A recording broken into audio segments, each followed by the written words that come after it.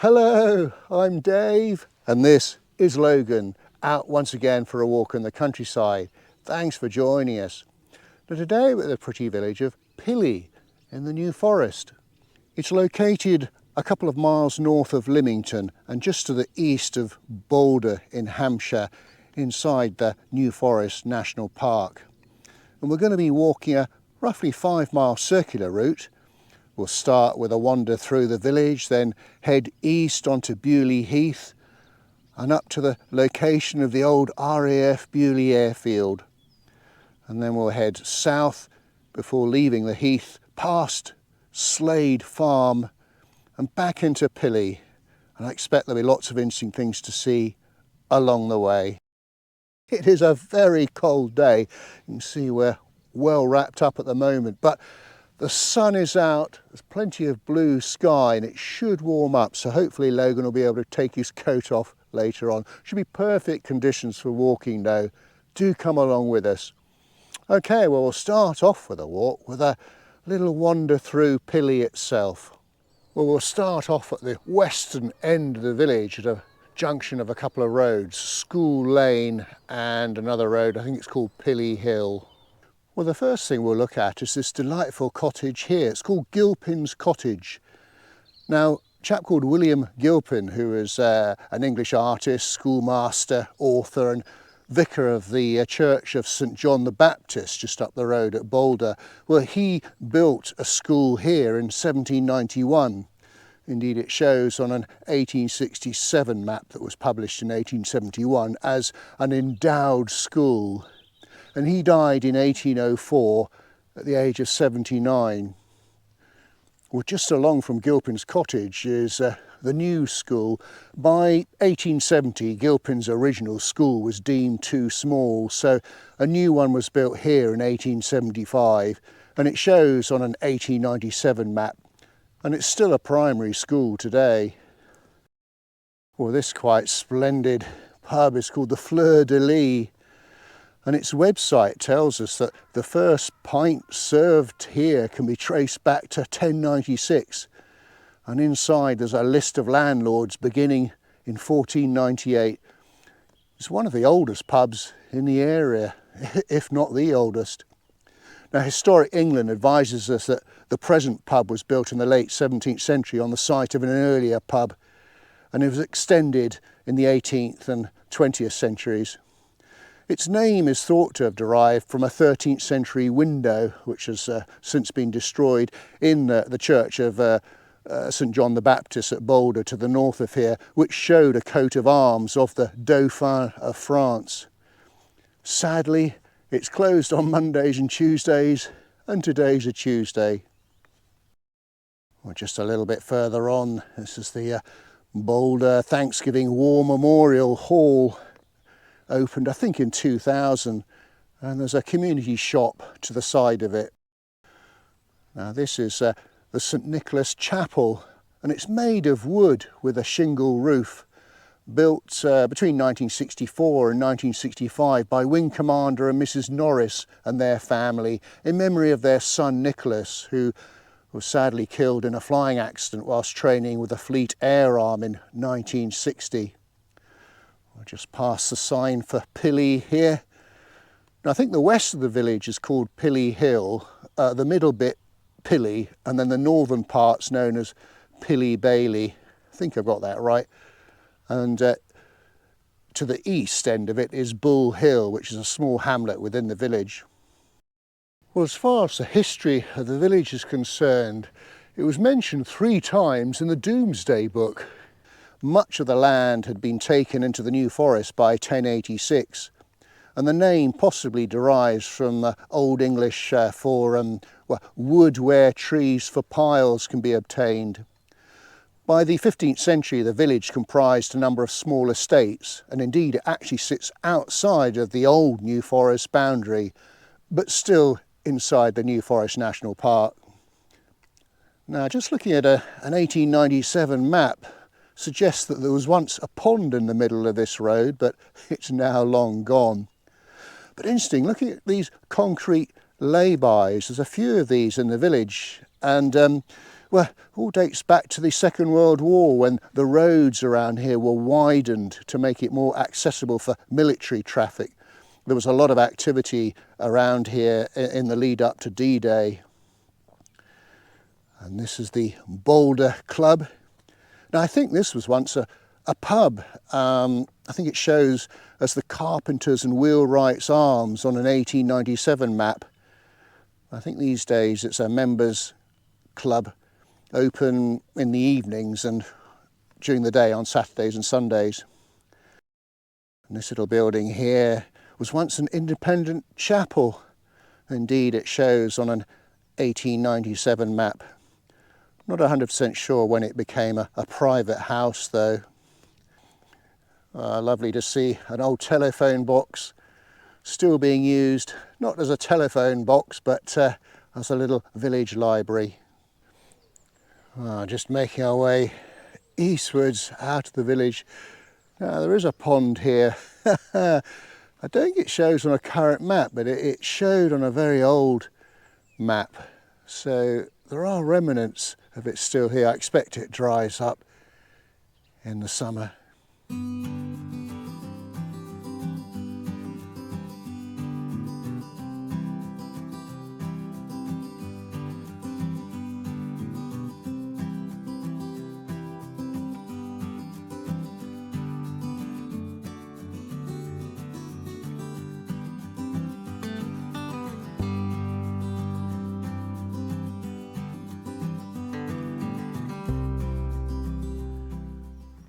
Oh, what a quite idyllic lake. So this is on the sort of eastern edge of the village, just before we head out into the countryside proper, as it were. Isn't that beautiful? I love the reflections of the trees and the water there. Well, what a delightful little village Pilley is. Okay, well, we're now going to head eastwards onto Beaulieu Heath, and I think for the rest of the walk we've got a rough idea where we're going. Hopefully it's not going to be too muddy. We have had a lot of rain this winter. Well, regular viewers will know what this is. It's one of many pony pounds in the New Forest, about 30 of them at least dotted around. And they're used, well, primarily in the New Forest drift in the autumn, but they are used at other times of the year as well. And this is where they round up the ponies off the forest so that they can check them over, take any young stock off and that sort of thing. And this is interesting here because you look on the gate there, those markings, and those are branding symbols that the ponies will all have a brand on them so that they can be identified, because although they're sort of semi-feral or semi-wild, they are owned by commoners. Well, a New Forest walk wouldn't be a New Forest walk without seeing some ponies. Of course, these are little Shetlands, still got their shaggy winter coats on, but still enjoying the early morning sunshine nonetheless. Don't they look quite sweet? The one at the back's got a droopy lip, nice and relaxed.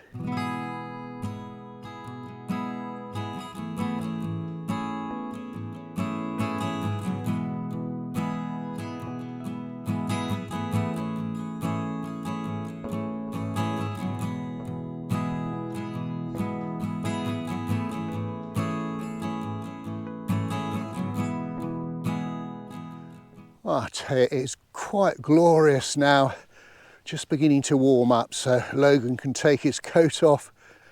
So we're on Beaulieu Heath, and we're going to try and make our way to the site of the old airfield.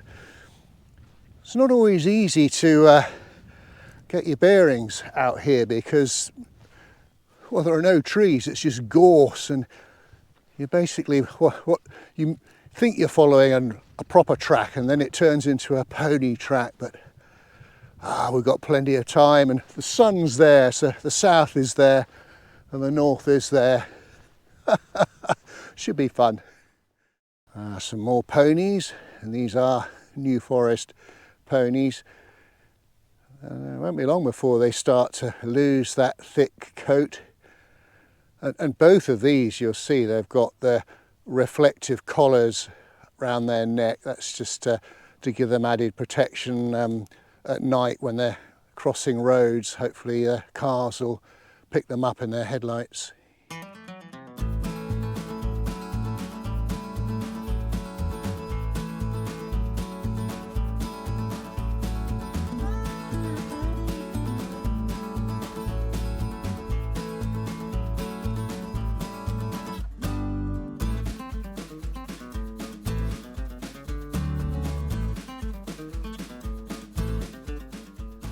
Right, just getting my bearings. I think that's Norley Wood over on the right, and that clump of trees in the very far distance is Crockford. So we really need to be heading more to the left, to the north.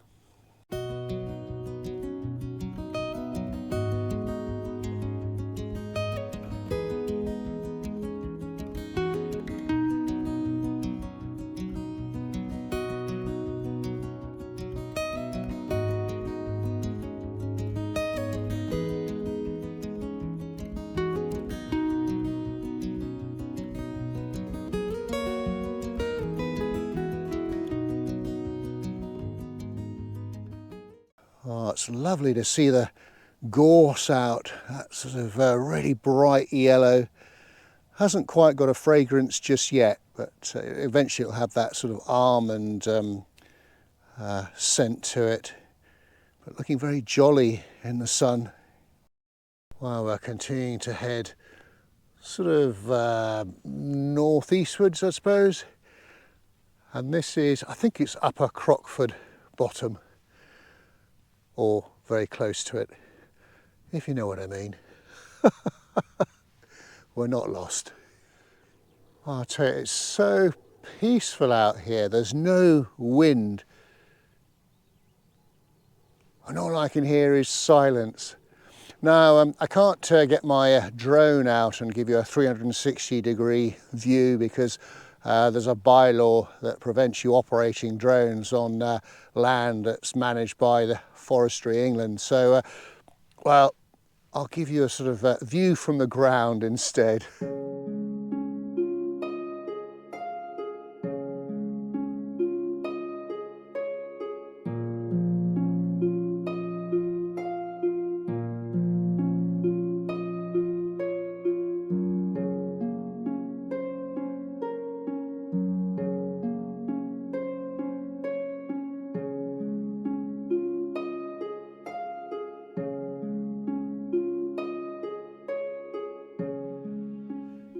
Just passing by the remains of a barrow, probably a bowl barrow, and well, you can still make out the ditch because it's full of water. So it's lovely to be able to see the barrow still here because, well, if you look at some very old maps, you'll see that in the past there were quite a significant number of barrows across the whole of the heath. But during the Second World War, when they were building the RAF Airfield, which we'll see shortly, they just flattened virtually all of them. Only a few remained. You know, it's quite sad, really.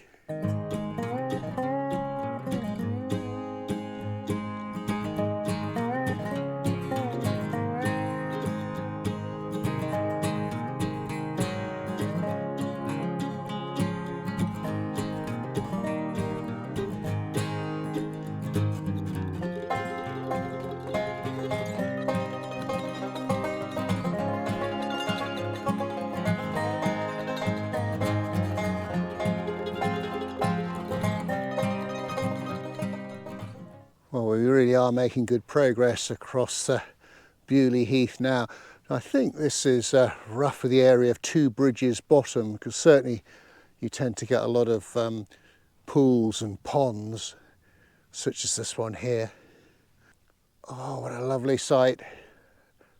As I'm using my Canon on the zoom, maximum zoom, and I haven't been able to get my tripod out in time, otherwise they'll go, but very difficult to keep the picture steady. Oh, I feel a bit sorry for this little lonely tree stuck out on its own in this vast expanse. It looks as though it's having a bad hair day as well. Of course, the main wind around these parts is from the southwest, that's why it's growing like that. Well, this is as far north as I'm going on the walk. I've actually reached the edge of what was once RAF Beaulieu. Let me tell you a little bit about its history. Now, originally, during the First World War, there was a Royal Flying Corps training airfield over to the east on the other side of the B3054 on Bagshot Moor, and it closed in 1919. And then in the Second World War, an airfield was constructed on this side of the road, and that opened on the 8th of August 1942, and it was used by both the RAF and the United States Army Air Forces as a fighter and bomber airfield. There were 3 runways, and there are around 50 frying pan dispersal bays, as well as a perimeter track, most of which is still here. And after the war it was used for experimental work before finally closing in 1959. And the area is now heathland and managed for the Crown by Forestry England. Now, if you want to know a little bit more detail about the airfield, do check out our walk that we did quite a few years ago now on the channel. I'll put the link below. Most of our walk was to the north of here, but we had a wander around. And also check out a YouTube channel called Trexplorer by Mark Highway. He has got some superb videos on, all to do with the Second World War in the New Forest, but particularly on RAF Beaulieu.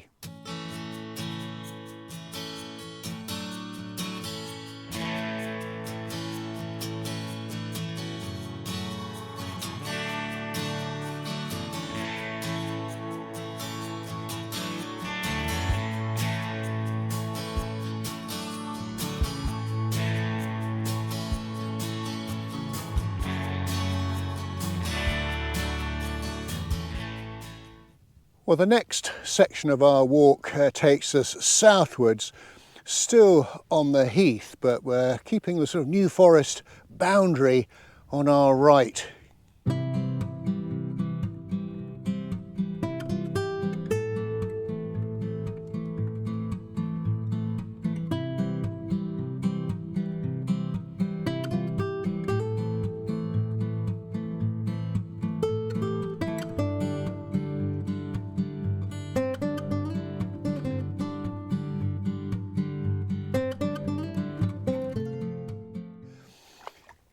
Oh, it's just about warm enough for a dog dip, cool down the pores, and, well, maybe not. You're pretty muddy. Right, folks. Now, that's the bridleway that I was going to take. That's actually taking me off the heath, but looking down there, that looks a tad on the muddy side, So after a committee meeting between myself and Logan, we've decided to leave that bridleway alone. So we're going to stay on the heath for a little bit longer and basically make our way back to the point at which we actually came onto the heath in the first place.